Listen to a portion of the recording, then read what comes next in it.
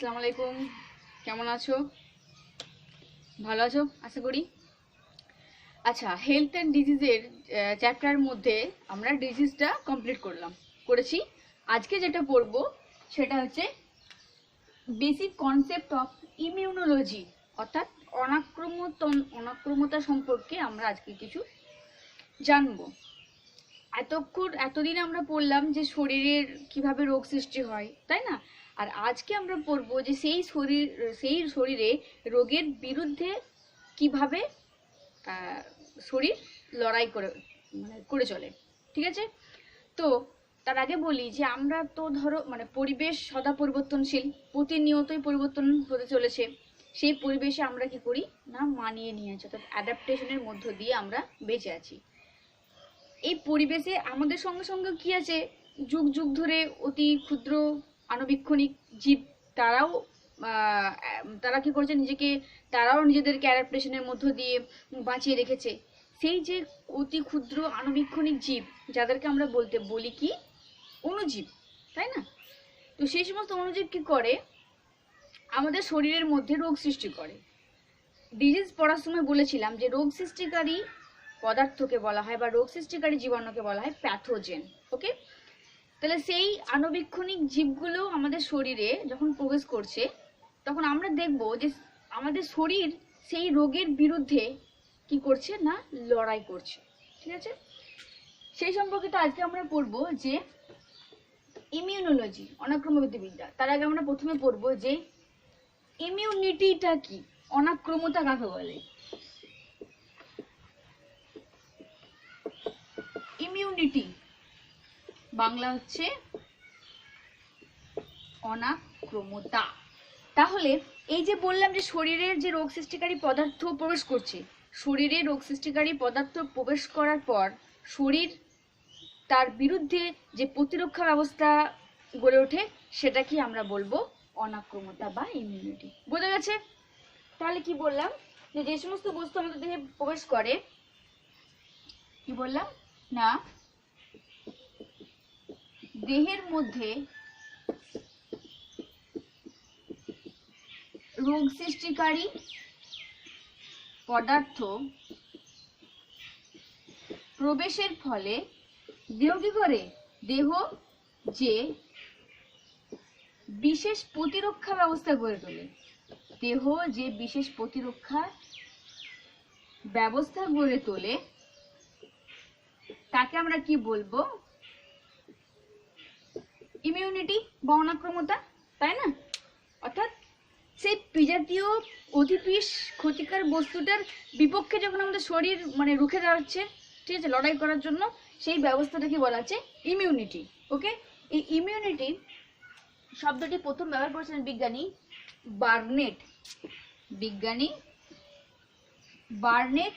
তিনি প্রথম এই ইমিউনিটি শব্দটি ব্যবহার করেছিলেন। ঠিক আছে, আচ্ছা,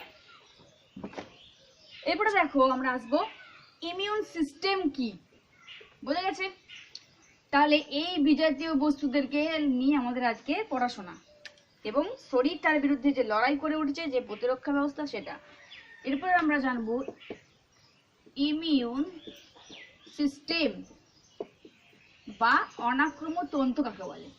দেখো, অনাক্রমতন্ত্র হচ্ছে রোগ সৃষ্টিকারী পদার্থের বিরুদ্ধে শরীরের বিভিন্ন কোষ এবং অঙ্গের মধ্যে শরীরের বিভিন্ন কোষ এবং অঙ্গ যে এক তন্ত্র গঠিত করে, তখন তাকে বলা হচ্ছে ইমিউন সিস্টেম। ঠিক আছে, ইমিউন সিস্টেমটা আমরা কাকে বলে বলবো না, রোগ সৃষ্টিকারী জীবাণুর ক্ষতিকর প্রভাব থেকে রক্ষা পাওয়ার জন্য দেহের যে বিভিন্ন কোষ এবং তাদের সমন্বয়ে গঠিত যে তন্ত্র গড়ে উঠেছে, তাকে বলবো আমরা ইমিউন সিস্টেম। কি বললাম না, বললাম যে রোগ সৃষ্টিকারী পদার্থ এবং তাদের বিরুদ্ধে প্রতিরক্ষা গড়ে তোলার জন্য কি হেল্প করে, দেখবো আমরা বিভিন্ন সেল, কোষ এবং তাদের সমন্বয়ে গঠিত তন্ত্রকে বলা হয় কি? Immune system. বোঝা গেছে? তাহলে বিজাতীয় বস্তুর বিরুদ্ধে, প্যাথোজেনের বিরুদ্ধে দেহ যে প্রতিরক্ষা ব্যবস্থা গড়ে তুলছে তাকে বলে ইমিউনিটি। আর যে সিস্টেম, যে তন্ত্রটা কি করছে, বিভিন্ন কোষ এবং তাদের সমন্বয়ে যে তন্ত্র রোগ সৃষ্টিকারী পদার্থের বিরুদ্ধে প্রতিরক্ষা গড়ে তোলে, সেই তন্ত্রটাকে বলা হচ্ছে ইমিউন সিস্টেম। ওকে? আর এই যে টার্মটা লিখেছি ইমিউনোলজি, ইমিউনোলজি কি না, অনাক্রমতা সংক্রান্ত পড়াশোনাকে বলা হচ্ছে ইমিউনোলজি। অর্থাৎ আমরা কি বলতে পারি না, study of immune system is called কি না, ইমিউনোলজি। বোঝা গেছে? অর্থাৎ ইমিউনোলজি, ইমিউন সিস্টেম, অনাক্রমতা সংক্রান্ত পড়াশোনা করাকে আমরা বলবো ইমিউনোলজি। ঠিক আছে? আচ্ছা, এই ইমিউনোলজির মধ্যে আমরা দেখব যে কিছু অর্গান আছে, কিছু অনাক্রমতন্ত্র অর্গান আছে। কি কি? দুই ধরনের। দেখো দেখো এই অনাক্রমতন্ত্রে ইমিউন সিস্টেমের অন্তর্গত কিছু অঙ্গ আছে। কি বললাম? অনাক্রমতন্ত্রের অন্তর্গত অঙ্গ, এটা হচ্ছে দুই ধরনের। একটা হচ্ছে প্রাইমারি লিম্ফয়েড, আর একটা হচ্ছে সেকেন্ডারি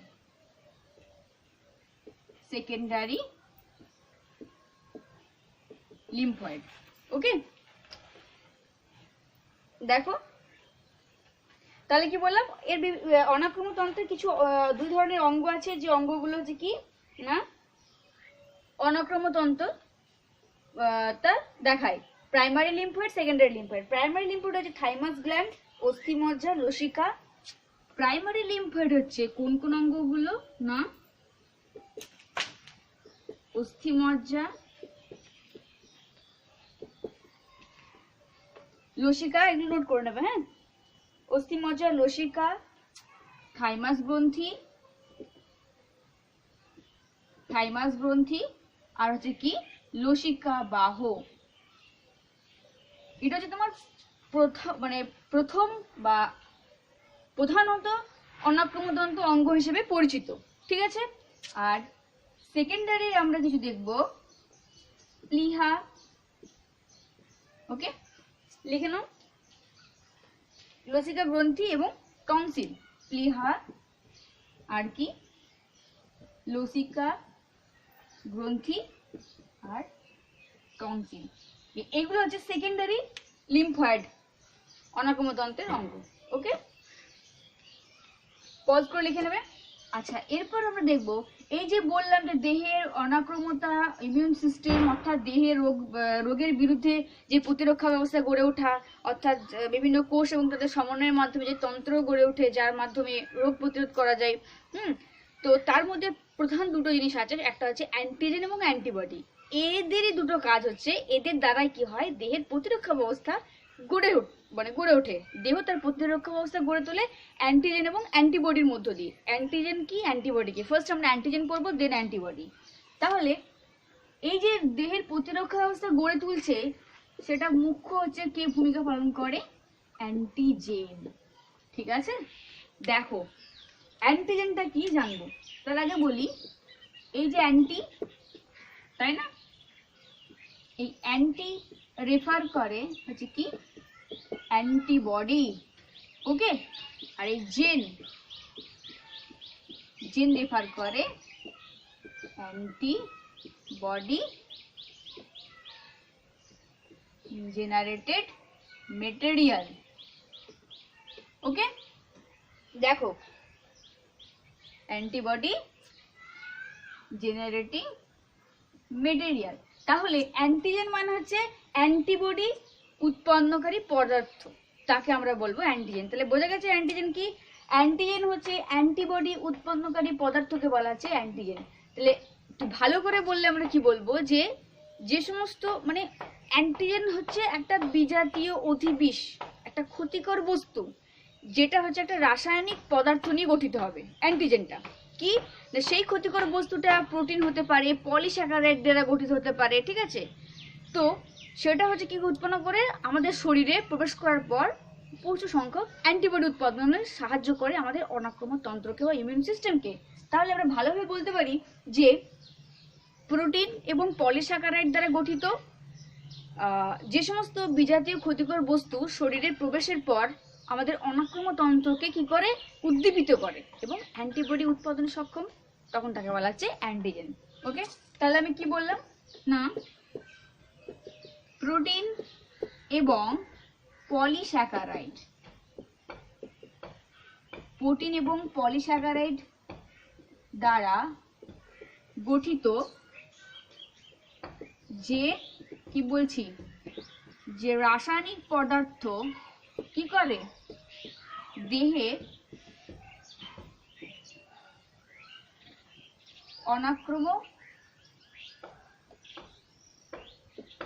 অনাক্রম তন্ত্রকে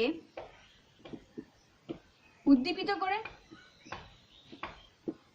করে আর কি করে, এবং অ্যান্টিবডি উৎপন্ন করে, এবং অ্যান্টিবডি উৎপন্ন করে। তাকে কি বলা হচ্ছে, তাকে বলে অ্যান্টিজেন। ঠিক আছে, কি বললাম আবার বলছি, অ্যান্টিবডি জিন means antibody generating materials. Protein, বিভিন্ন প্রোটিন এবং পলিস্যাকারাইড দ্বারা গঠিত যে রাসায়নিক পদার্থ দেহের অনাক্রমতন্ত্রকে উদ্দীপিত করে এবং অ্যান্টিবডি উৎপন্ন করে, তখন তাকে বলা হচ্ছে অ্যান্টিজেন। এই অ্যান্টিজেনকে ইমিউনোজেনও বলা হয়। ওকে, এই অ্যান্টিজেনের আরেকটা নাম হচ্ছে ইমিউনোজেন। কি নাম? ইমিউনোজেন। অ্যান্টিজেনের অপর নাম ইমিউনোজেন। হয়েছে? এরপর দেখবো এই অ্যান্টিজেনের বৈশিষ্ট্য, খুব ইম্পর্টেন্ট। ওকে, বৈশিষ্ট্য।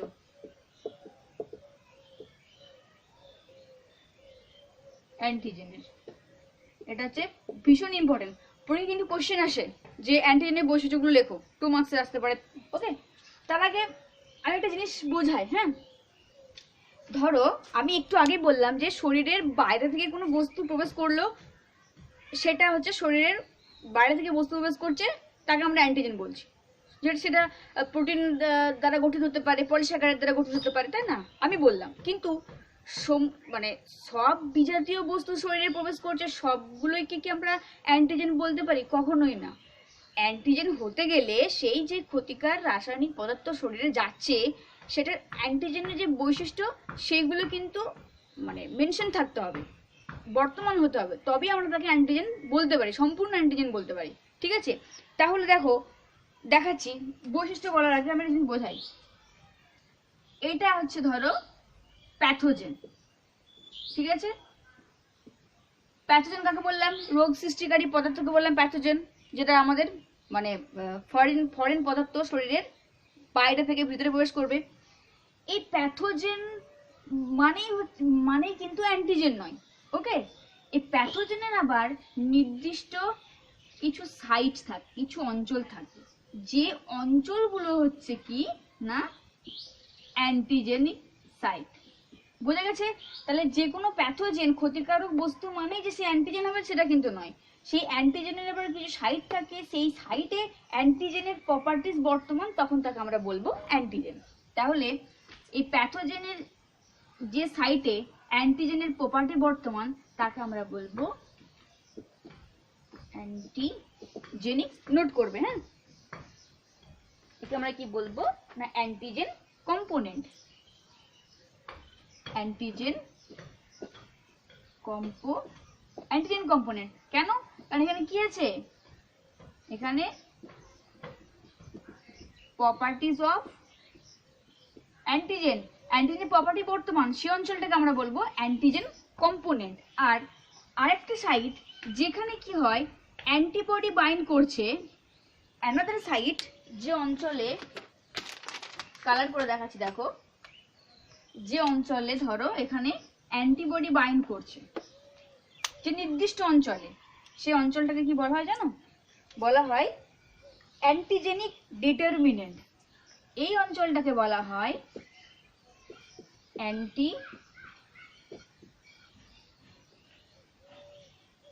অ্যান্টিজেনিক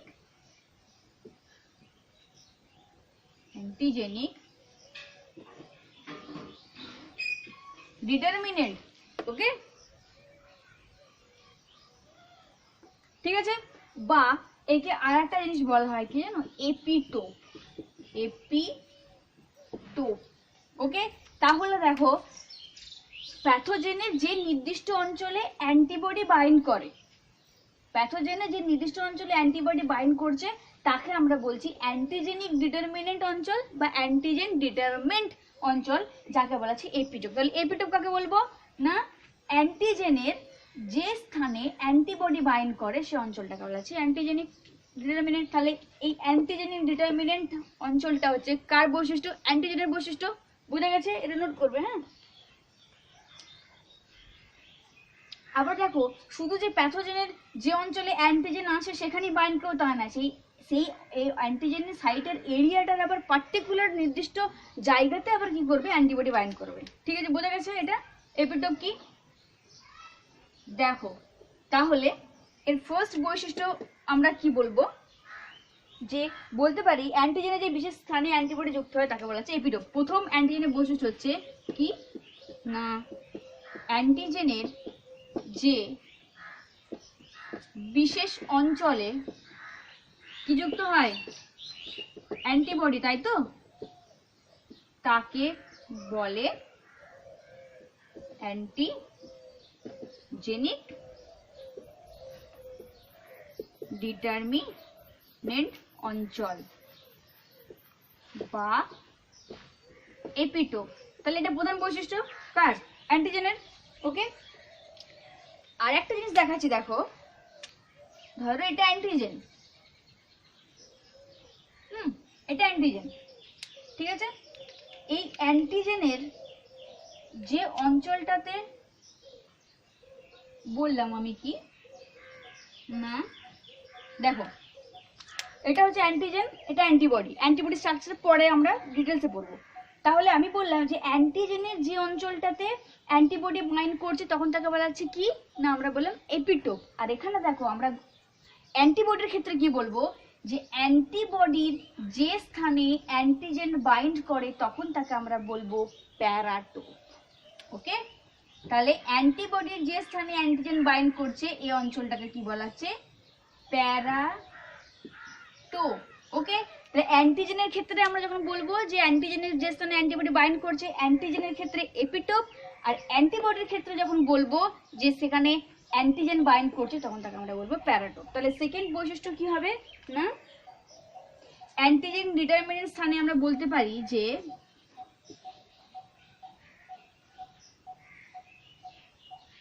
অ্যান্টিজেন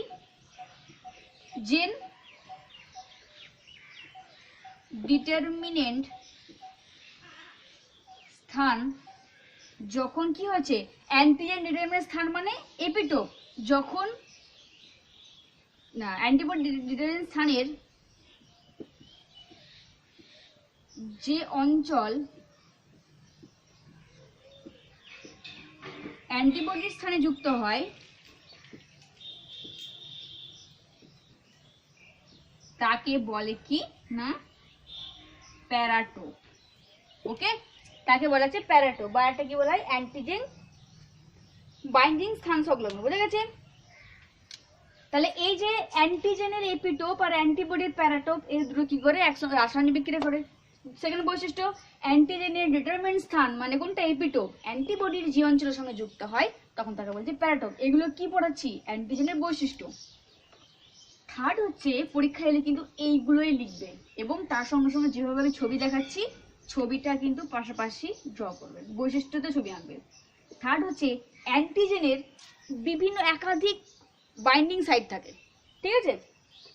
অ্যান্টিজেনের অনেকগুলো অ্যান্টিজেন ডিটারমিনেন্ট বা এপিটোপ অঞ্চল থাকে, যার জন্য কি বলা হয় জানো? যার জন্য কি বলা হয়? মাল্টিভ্যালেন্ট বলা হয়। ধরো এটা অ্যান্টিজেন, এটা হচ্ছে অ্যান্টিজেন।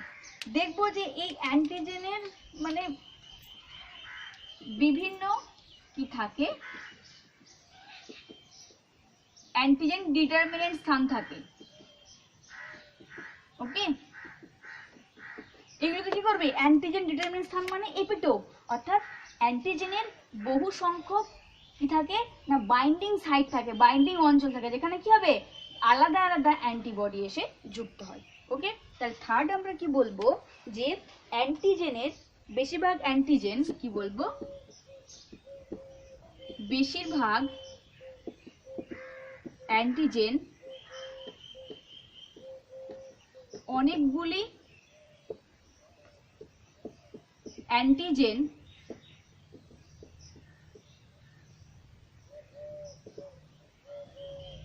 ডিটারমিনেন্ট, দেখে নাও অনেকগুলো অ্যান্টিজেন ডিটারমিনেন্ট স্থান থাকে। বুঝে গেছে? অ্যান্টিজেনের একাধিক অ্যান্টিজেন ডিটারমিনেন্ট স্থান বা অ্যান্টিবডি বাইন্ডিং সাইট থাকে। ওকে, এটা বৈশিষ্ট্য। লাস্ট আমরা ফোর্থ বৈশিষ্ট্য বলবো যে এই অ্যান্টিজেন দুটো বিশেষ ক্ষমতা সম্পন্ন। অ্যান্টিজেনের বিশেষ দুটি ক্ষমতা সম্পন্ন। এই বিশেষ দুটি ক্ষমতা সম্পন্ন হওয়ার জন্য আমরা একে কি বলতে পারি? Complete antigen. সব বোঝাবো। অ্যান্টিজেনের বিশেষ দুটি ক্ষমতা সম্পন্ন ক্ষমতা দুটো কি কি? ক্ষমতাগুলো হচ্ছে দেখো না, ইমিউনোজেনিসিটি, এক নম্বর হচ্ছে ইমিউনোজেনিসিটি, আর দুই হচ্ছে রিঅ্যাক্টিভিটি। হয়েছে? অর্থাৎ অনাক্রমতাকরণ এবং কি না বিক্রিয়াকরণ, এই যদি অ্যান্টিজেনের এই দুটো বিশেষ বৈশিষ্ট্য থাকে, হ্যাঁ, যদি রাসায়নিক ধর্ম, বিক্রিয়াকরণ এবং তার অনাক্রমতাকরণ যদি এই ধর্ম থাকে, তখন তাকে আমরা বলবো কমপ্লিট অ্যান্টিজেন। কেন আমি কমপ্লিট কথাটা উল্লেখ করলাম বলছি। সম্পূর্ণ অ্যান্টিজেনকে বলে কমপ্লিট অ্যান্টিজেন। এখান থেকে কিন্তু তোমাদের উচ্চ মাধ্যমিকে প্রচুর কোশ্চেন আসতে পারে, প্রচুর। ওকে, ছোট ছোট কোশ্চেন আসতে পারে। অনাক্রমতা কাকে বলে, ইমিউন সিস্টেম কি। ওকে, তাহলে কমপ্লিট অ্যান্টিজেন কাকে বলে যদি আসে, দেখো পরীক্ষা আসতে পারে কিন্তু অ্যান্টিজেন ডিটারমিনিং স্থান, এপিটোপ কি, প্যারাটোপ কি, মিশনের কোশ্চেন তো আসতেই পারে। মনে ছবি সহ আনসার লিখবে কিন্তু, আমি যেমন দেখিয়েছি। কমপ্লিট অ্যান্টিজেন যদি আসে, সম্পূর্ণ অ্যান্টিজেন কোনটা? যে সমস্ত অ্যান্টিজেনের দুটি বিশেষ ক্ষমতা সম্পন্ন, কি ইমিউনোসিটি এবং ইমিউনোজেনিসিটি এবং রিঅ্যাক্টিভিটি, তখন তাকে বলবো কমপ্লিট অ্যান্টিজেন। ইনকমপ্লিট অ্যান্টিজেনও দেখা যায়, অসম্পূর্ণ অ্যান্টিজেনও দেখা যায়। কেন অসম্পূর্ণ? কারণ আমি বলেছি অ্যান্টিজেন মানে সেটা প্রোটিন আবার পলিস্যাকারাইড হতে হবে যুক্ত। ব্যতিক্রম আছে যে প্রোটিন হওয়ার সত্ত্বেও সে অ্যান্টিজেন নয়। ওকে, কিন্তু কিছু কিছু অ্যান্টিজেন আছে যারা কি করে, মানে আমাদের অনাক্রমতন্ত্রকে উদ্দীপিত করে না অ্যান্টিবডি তৈরি করার জন্য। বুঝে গেছে? তাহলে কি হচ্ছে, সে কোনো রাসায়নিক পদার্থের সঙ্গে যুক্ত হয় না, সেজন্য তাকে আমরা বলি অসম্পূর্ণ অ্যান্টিজেন, বা আমরা পরে দেখছি ওটা। তাহলে বৈশিষ্ট্যগুলো বোঝা গেছে? 4টে বৈশিষ্ট্য লিখে দেবে পরীক্ষাতে ছবি সহ। আচ্ছা, এরপরে আমরা দেখবো যে অ্যান্টিজেনের প্রকারভেদ। অ্যান্টিজেনের ভাগ দেখবো আমরা। অ্যান্টিজেনকে দুই ভাগে ভাগ করা হয়েছে। কি কি? একটা হচ্ছে এক্সোজেনাস অ্যান্টিজেন, একটা হচ্ছে এক্সোজেনাস অ্যান্টিজেন, আর একটা হচ্ছে কি না এন্ডোজেনাস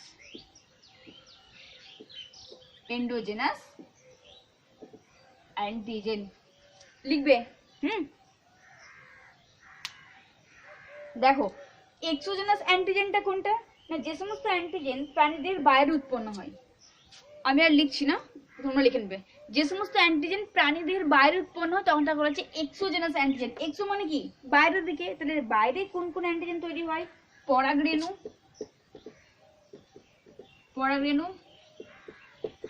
দূষক পদার্থ, লিখবে। আর কি রোগ সৃষ্টিকারী জীবাণু, রোগ সৃষ্টিকারী জীবাণু, এগুলো হচ্ছে এক্সোজেনাস অ্যান্টিজেন। আর এন্ডোজেনাস অ্যান্টিজেন হচ্ছে কি না, যে সমস্ত অ্যান্টিজেন প্রাণীদের ভিতরে উৎপন্ন হয় তাকে বলা হচ্ছে। যেমন হচ্ছে কি না ইঁদুর, বেড়াল, যেমন তাহলে যে সমস্ত অ্যান্টিজেন শরীরের ভিতরে উৎপন্ন হয় তাকে বলা হচ্ছে এন্ডোজেনাস অ্যান্টিজেন। যেমন ইঁদুর, বেড়াল, ভেড়া, এদের অ্যান্টিজেন কি, এদের একটা কমন অ্যান্টিজেন কি উৎপন্ন হয় না, সেটা নাম ফর্সম্যান অ্যান্টিজেন। কি ফর্সম্যান অ্যান্টিজেন, বোঝা গেছে? এইটা হচ্ছে তোমার শরীরের ভিতরে তৈরি হচ্ছে আর এগুলো বাইরে তৈরি হচ্ছে, ঠিক আছে? দেখো এরপরে যে এন্ডোজেনাস অ্যান্টিজেন বললাম, যেগুলো হচ্ছে কি না শরীরের ভিতরে তৈরি হয়, এটার আবার কয়েকটা ভাগে ভাগ করা হয়েছে। কি কি? এন্ডোজেনাস, তাই তো, এন্ডোজেনাস অ্যান্টিজেন, এটাকে ভাগ করা হয়েছে আবার তিনটে ভাগে। ওকে, কি কি? একটা হচ্ছে জেনোজেনিক অ্যান্টিজেন, একটা হচ্ছে জেনোজেনিক অ্যান্টিজেন, একটা হচ্ছে কি না অটোলোগাস অ্যান্টিজেন, একটা হচ্ছে অটোলোগাস অ্যান্টিজেন, নোট করবে। আর একটা হচ্ছে কি না অ্যালোজেনিক অ্যান্টিজেন, একটা হচ্ছে অ্যালোজেনিক অ্যান্টিজেন। দেখো জেনোজেনিক অ্যান্টিজেনটা কি? জেনোজেনিক অ্যান্টিজেন হচ্ছে যে সমস্ত অ্যান্টিজেন জাতিজনিতগতভাবে পৃথক প্রজাতির দেহে সমপ্রকৃতির অ্যান্টি যখন দেখা যাবে তখন তাকে বলা হচ্ছে। মানে বোঝা গেল না, জেনোজেনিক অ্যান্টিজেন হচ্ছে তারা আলাদা আলাদা প্রজাতি, পৃথক পৃথক প্রজাতি, কিন্তু তাদের সমপ্রকৃতির মানে অ্যান্টিজেনটা একই। অর্থাৎ বেড়ালের দেহে যে অ্যান্টিজেন উৎপন্ন হবে, ভেড়ার দেহে যে অ্যান্টিজেন উৎপন্ন হবে, ইঁদুরের যে অ্যান্টিজেন উৎপন্ন হবে, সেটা সমপ্রকৃতি, একই ধর্ম সম্পূর্ণ। সেজন্যই বলেছে যে জাতিজনিত অ্যান্টিজেন হচ্ছে, তোমরা লিখে নেবে, আমি বলছি মুখে, যে জাতিজনিতগতভাবে পৃথক প্রজাতির দেহে যে সমস্ত অ্যান্টিজেন দেখা যায় তাকে বলা হচ্ছে জাতিজেনিক অ্যান্টিজেন, জেনোজেনিক অ্যান্টিজেন। যেমন কি কি কি বললাম না, কি বললাম, ভেড়া, ইঁদুর, বেড়াল, এর তো ভিন্ন প্রজাতি, তাহলে ভিন্ন প্রজাতির দেহে সমপ্রকৃতির অ্যান্টিজেন কি দেখা যায় না ফর্সম্যান অ্যান্টিজেন, বোঝা গেছে? অটোলোগাস অ্যান্টিজেন, এটা গ, হ্যাঁ,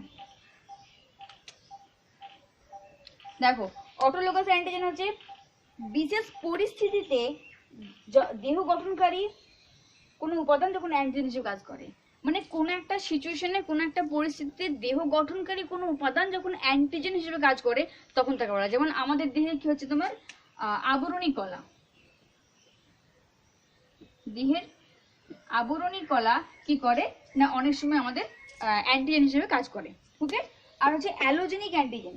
অ্যালোজেনিক অ্যান্টিজেন হচ্ছে কি না একই প্রজাতির দুটি প্রাণীর অ্যান্টিজেন জিনগতভাবে নিয়ন্ত্রিত, কিন্তু তারা অ্যান্টিজেনিক স্থান দ্বারা পরস্পর থেকে পৃথক। বলছে একই প্রজাতি, ধরো একই প্রজাতির দুটো প্রাণী, সেই একই প্রজাতির দুটি প্রাণীর মধ্যে যে সমস্ত মানে ইয়েগুলো, যে সমস্ত অ্যান্টিজেন জিনগতভাবে নিয়ন্ত্রিত হয়, যেমন ধরো আমাদের ব্লাডের অ্যান্টিজেন গুলো তো জিনগতভাবে নিয়ন্ত্রিত না, ব্লাডের তো অ্যান্টিজেন আছে, তাহলে কি হচ্ছে একই প্রজাতির দুটি প্রাণীর জিনগতভাবে নিয়ন্ত্রিত অ্যান্টিজেন কি হয় না যখন অ্যান্টিজেনিক স্থান দ্বারা পরস্পর হয়ে থাকে। অর্থাৎ ধরো দুটো প্রাণী, তাদের অ্যান্টিজেনটা হচ্ছে তোমার মানে দুটো প্রাণীর অ্যান্টিজেন যেগুলো জিনগতভাবে নিয়ন্ত্রিত হচ্ছে, সেইগুলো বলছে যে অ্যান্টিজেনিক ডিটারমিনার স্থান দ্বারা আলাদা আলাদা জায়গায় বাইন্ড হচ্ছে। মানে আমার যে অ্যান্টিজেনটা জিন দ্বারা নিয়ন্ত্রিত হচ্ছে, ধরো একই প্রজাতির, মানে তোমারও হয়তো বা তোমাদেরও হয়তো সেই কি হচ্ছে না ব্লাডের অ্যান্টিজেনটা কি হচ্ছে জিন দ্বারা নিয়ন্ত্রিত হচ্ছে, তাহলে কিন্তু কিন্তু তোমার আমার একই ইয়ে অ্যান্টিজেনটা কি হচ্ছে, নিয়ন্ত্রিত হচ্ছে জিন দ্বারা, তোমারও জিন দ্বারা আমারও জিন দ্বারা। কিন্তু বলছে আমার দেহের কি হচ্ছে, সেই অ্যান্টিজেনটা, তার যে অ্যান্টিজেনিক ডিটারমিনেন্ট সাইট আছে সেটা, এবং তোমার দেহে যে অ্যান্টিজেন ডিটারমিনেন্ট সাইট সেটা কিন্তু বলছে আলাদা আলাদাভাবে যুক্ত হয়। বোঝা গেছে? অর্থাৎ তোমার এবং আমার দেহে, বা তোমাদের এবং আমার দেহের উভয়ের দেহের কিন্তু অ্যান্টিজেন বাইন্ডিং যে সাইট, অর্থাৎ অ্যান্টিবডি যে ওই আমার দেহের যে অঞ্চলে যুক্ত হবে তোমার দেহ সে যে অঞ্চলে যুক্ত হবে সেটা কিন্তু নয়। ওটাই বলেছে যে অ্যালোজেনিক অ্যান্টিজেন, অর্থাৎ দুটো একই প্রজাতির প্রাণী, জিনগতভাবে নিয়ন্ত্রিত অ্যান্টিজেন, কিন্তু তাদের অ্যান্টিজেন ডিটারমিনেন্ট স্থানটা হবে কি পরস্পর থেকে আলাদা। বোঝা গেছে? আচ্ছা।